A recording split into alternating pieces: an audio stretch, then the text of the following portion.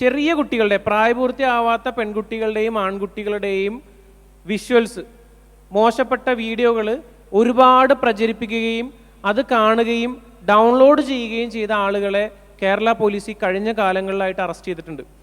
ഈ അറസ്റ്റ് ചെയ്തവരിൽ നിന്ന് നോക്കുമ്പോൾ ഇവരെല്ലാവരും ഭയങ്കര എഡ്യൂക്കേറ്റഡ് ആയിട്ടുള്ള ഡോക്ടർമാരും എഞ്ചിനീയർമാരും വക്കീലന്മാരും ടീച്ചർമാരും ഒക്കെ ഉള്ള ആളുകളായിരുന്നു. അപ്പോൾ ഇവരൊക്കെ നമ്മുടെ സമൂഹത്തിൽ ജീവിച്ചുകൊണ്ടിരുന്ന് നമ്മുടെ അയൽവാസികളായിട്ടും നമ്മുടെ അടുത്ത് നിൽക്കുന്ന നമ്മുടെ ഒപ്പം വർക്ക് ചെയ്യുന്ന ആളുകളൊക്കെ ആയിരിക്കാം ചിലപ്പോൾ. ഈ വർക്ക് ചെയ്യുന്ന ആളുകളുടെ മനസ്സിലുള്ള ഒരു ഹിഡൻ ആയിട്ടുള്ള ഒരു സംഭവമാണ് ഇത്തരം വീഡിയോകൾ കാണാനുള്ള ഒരു താല്പര്യം അവർക്ക്. അപ്പോൾ ഇങ്ങനെ പിടിച്ചെടുക്കുന്ന ഫോണുകളിൽ കണ്ട വിഷ്വൽസ് പോലീസ് കണ്ടിട്ട് പറഞ്ഞ ഒരു കാര്യം, നമ്മളുടെയൊക്കെ വീട്ടിലിരിക്കുന്ന ചെറിയ കുട്ടികളുടെ വിഷ്വലുകൾ, അതായത് ചെറിയ കുട്ടികളുടെ ന്യൂഡ് ഇമേജുകളും വീഡിയോകളും എങ്ങനെയാണ് ഈ പറഞ്ഞ ആളുകളിലേക്ക് എത്തിപ്പെടുന്നത്? നിങ്ങളതൊന്ന് ആലോചിച്ച് നോക്ക്. ഈ ഒറ്റ കാര്യം മാത്രം നിങ്ങൾ ചിന്തിച്ചാൽ മതി. ഇത്തരം വിഷ്വൽസ് നമ്മുടെ അനിയൻ്റെയോ അനിയത്തിയുടെയോ നമ്മളുടെയൊക്കെ ഫോട്ടോയും വീഡിയോകളും ന്യൂഡായിട്ടുള്ള ഫോട്ടോകൾ എങ്ങനെയാണ് ഇവർ ശേഖരിച്ചു വെച്ചിരിക്കുന്നതും എങ്ങനെയാണ് ഈ പറഞ്ഞ ഗ്രൂപ്പുകളിലൊക്കെ പ്രചരിപ്പിച്ചതെന്നുള്ളത് ഇതിനെപ്പറ്റി ഡീറ്റെയിൽ ആയിട്ടുള്ള നമ്മൾ ഇറങ്ങി തിരിച്ചപ്പോൾ മനസ്സിലാക്കിയ ഒരു കാര്യം എന്ന് വെച്ച് കഴിഞ്ഞാൽ, കുട്ടികളൊക്കെ ഗെയിം കളിക്കുമല്ലോ, ഫ്രീ ഫയർ കളിക്കുന്ന ആളുകളൊക്കെ ഉണ്ടല്ലോ ഇവിടെ. അപ്പോൾ ഞാനിത് പറഞ്ഞു കഴിയുമ്പോൾ പാരൻസ് ആരും കുട്ടികളോട് ഫ്രീ ഫയർ കളിക്കണ്ടെന്നും പറയണ്ട. ഫ്രീ ഫയർ എന്നുള്ള മാത്രമല്ല, നമ്മൾ ചെയ്യുന്ന ആപ്ലിക്കേഷൻസും ഗെയിമുകളടക്കം പല ആപ്ലിക്കേഷനുകളിലും പ്രശ്നം എന്താണെന്ന് വെച്ച് കഴിഞ്ഞാൽ നമ്മുടെ ഫോണിൻ്റെ കൺട്രോൾ എടുക്കുകയും, ഇപ്പോൾ പല ആളുകളും നമ്മുടെ അടുത്ത് വന്നിട്ട് പറയാറുണ്ട്, എൻ്റെ ഫ്രീ ഫയർ അക്കൗണ്ട് ഹാക്ക് ചെയ്യപ്പെട്ടു, എനിക്കത് തിരിച്ചെടുക്കണം. പാരൻസ് തന്നെ വന്നിട്ട് പറയും, എൻ്റെ മകൻ വളരെ കഷ്ടപ്പെട്ട് ഇത്ര ലെവലിലാക്കിയിട്ടുള്ള ഗെയിമിംഗ് അക്കൗണ്ട് നഷ്ടപ്പെട്ടു പോയി, 50,000 രൂപയോ 1,00,000 രൂപ ഞങ്ങൾ തരാം, എനിക്ക് എൻ്റെ കൊച്ചിൻ്റെ അക്കൗണ്ട് തിരിച്ചെടുത്ത് കൊടുക്കണം. ഏത്? ഫ്രീ ഫയർ അക്കൗണ്ടാണ്. ബാങ്ക് അക്കൗണ്ടോ ബാങ്കിലുള്ള കാശോ അല്ല പാരൻസ് ചോദിക്കുന്നത്. ഇത് ഗെയിം കളിക്കുന്ന ആളുകൾക്ക് അറിയാൻ പറ്റും എത്രത്തോളം അതിന് ഇമ്പോർട്ടൻസ് ഉണ്ടെന്ന്, ഇല്ലേ? കഷ്ടപ്പെട്ട് നിങ്ങൾ കളിച്ചു വെക്കുന്ന ആ ഗെയിമിംഗ് അക്കൗണ്ട് പോയാൽ നിങ്ങൾക്ക് ബുദ്ധിമുട്ടുണ്ടാവും, മാനസികമായിട്ടുള്ള ബുദ്ധിമുട്ടൊക്കെ, ടെൻഷനൊക്കെ വരും. അപ്പോൾ ഇങ്ങനെയുള്ള അക്കൗണ്ടുകൾ നിങ്ങൾ പല ആളുകളും അറിയാം, ഇന്റർനെറ്റിൽ മുഖം മൂടി അണിഞ്ഞ കുറേ ആളുകൾ നിങ്ങളുടെ മുമ്പിൽ സഹായമായി എത്തും. ഞാൻ ഹാക്കറാണ്, എനിക്ക് നിങ്ങളെ സഹായിക്കാൻ പറ്റും, നിങ്ങളുടെ ഫ്രീ ഫയർ അക്കൗണ്ട് ഞാൻ തിരിച്ചു പിടിച്ചു തരാമെന്നൊക്കെ പറഞ്ഞ് നിങ്ങളെ സഹായിക്കാനായിട്ട് വരുന്ന ആളുകൾ യഥാർത്ഥത്തിൽ ഇവർ ഹാക്കേഴ്സോ നിങ്ങളെ സഹായിക്കുന്ന ആളുകളോ അല്ല. ഇവരാണ് നിങ്ങളുടെ ഈ അക്കൗണ്ട് തിരിച്ചെടുത്ത് തരുന്നതിന് പകരമായിട്ട് നിങ്ങളുടെ കയ്യിൽ നിന്ന് ഫോട്ടോസും വീഡിയോസും ആവശ്യപ്പെടുന്നത്.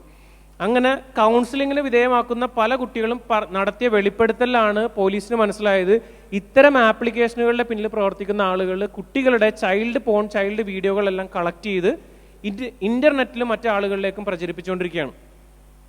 അപ്പോൾ അത്രത്തോളം ഡേഞ്ചർ ആയിട്ടുള്ള ഒരു സാഹചര്യം ഇവിടെ ഉണ്ട്. പിന്നെ ഇപ്പോൾ ഞാനിപ്പോൾ ഇവിടെ നടത്തുന്നത് ഒരു സൈബർ സെക്യൂരിറ്റി സെഷനോ നിങ്ങൾ സൈബർ എങ്ങനെ സേഫ് ആവുമെന്നുള്ളതല്ല. അത്രയും ഡീറ്റെയിൽ ആയിട്ട് പറയാനായിട്ടുള്ളൊരു സമയം എനിക്കിവിടെ ഇല്ലാത്തതുകൊണ്ട് തന്നെ കുറച്ച് കാര്യങ്ങളാണ് ഞാൻ ഈ കോഴ്സുമായിട്ട് കണക്ട് ചെയ്ത് പോകുന്നത്. അതിൽ മനസ്സിലാവാത്ത എന്തെങ്കിലും ഉണ്ടെങ്കിൽ നിങ്ങൾ ചോദിക്കണം. ഇപ്പം നമ്മൾ പറഞ്ഞു നമ്മളുടെ ഫോണിൻ്റെ കൺട്രോൾ മറ്റൊരാൾ എടുക്കുന്നുള്ളത്. ഈ ഫോണിൻ്റെ കൺട്രോൾ എടുക്കുന്ന പറഞ്ഞു കഴിഞ്ഞാൽ നമുക്കറിയാം, ഇപ്പോൾ ഒരുപാട് ആപ്ലിക്കേഷൻ APK ഫയൽ കേട്ടിട്ടുണ്ടോ? APK ഫോണിൽ നമ്മൾ APK ഫയലുകൾ ഇൻസ്റ്റാൾ ചെയ്ത് എത്ര ആളുകൾ ഇവിടെ ഉണ്ട്? APK ഫയലുകൾ മൊബൈൽ ഫോണിൽ ഇൻസ്റ്റാൾ ചെയ്യുന്ന എത്ര ആളുകൾ ഇവിടെ ഉണ്ട്? പാരൻസ് ജസ്റ്റ് ഒന്ന് ബാക്കിലേക്ക് ഒന്ന് തിരിഞ്ഞു നോക്കുക, എത്ര കുട്ടികളാണ് APK ഫയൽ എന്ന് പറയുമ്പോൾ തന്നെ കൈപൊക്കിയെന്നുള്ളത്.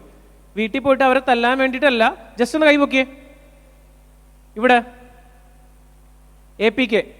അപ്പോൾ ഈ APK ഫയലുകൾ എല്ലാ APKയും ഡേഞ്ചർ ആണെന്നും ഹാക്ക് ചെയ്യുമ്പോൾ എന്തെങ്കിലും നിങ്ങൾക്ക് പ്രശ്നം സംഭവിക്കുന്നൊന്നും ഞാൻ പറയണില്ല.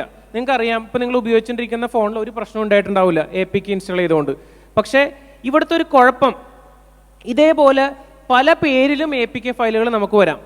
ബാങ്കിൻ്റെ പേരിൽ ഒരു APK നമ്മൾക്ക് അയച്ചു തന്നാൽ നമ്മൾ ക്ലിക്ക് ചെയ്യുമ്പോൾ കാണുന്നത് ബാങ്കിൻ്റെ ലോഗോ ഉണ്ടാവും. ബാങ്കിൽ നമ്മൾ നെറ്റ് ബാങ്കിങ് ഓപ്പറേറ്റ് ചെയ്യാൻ വേണ്ടിയിട്ട് യൂസർ നെയിം പാസ്വേഡ് അടിക്കുന്ന പോലെ തന്നെ എല്ലാ കാര്യങ്ങളും അതിൽ കൊടുത്തിട്ടുണ്ടാവും. അപ്പോൾ ഇങ്ങനെയൊക്കെ കാണുമ്പോൾ നമ്മൾ വിശ്വസിക്കും ഇത് APK ഒറിജിനൽ ആണെന്നുള്ളത്. പക്ഷേ നമുക്ക് മനസ്സിലാവേണ്ടത് പ്ലേ സ്റ്റോറിലും iOS-ലും വരെ ഈ ആപ്ലിക്കേഷൻ വരാതെ എന്തുകൊണ്ട് APK ഫയലായിട്ട് തന്നു? അത് നിങ്ങൾ അന്വേഷിക്കണ്ടേ? 50,000 1,00,000 രൂപ മൊബൈൽ ഫോൺ നമ്മൾ മേടിച്ചിട്ട് ഒരു വർഷത്തേക്ക് 1,000 രൂപ ഉണ്ടാവുള്ളൂ ചിലപ്പോൾ ഒരു ഫയൽ നിങ്ങൾക്ക് ഒറിജിനൽ ആയിട്ടുള്ള ആപ്ലിക്കേഷൻ നിങ്ങൾക്ക് ഇൻസ്റ്റാൾ ചെയ്യാൻ വേണ്ടിയിട്ട്. അത് നിങ്ങൾ ചെയ്യാതെ സ്പോട്ടിഫൈയുടെയും CapCut-ൻ്റെയൊക്കെ നിങ്ങൾ എന്ത് ചെയ്യും?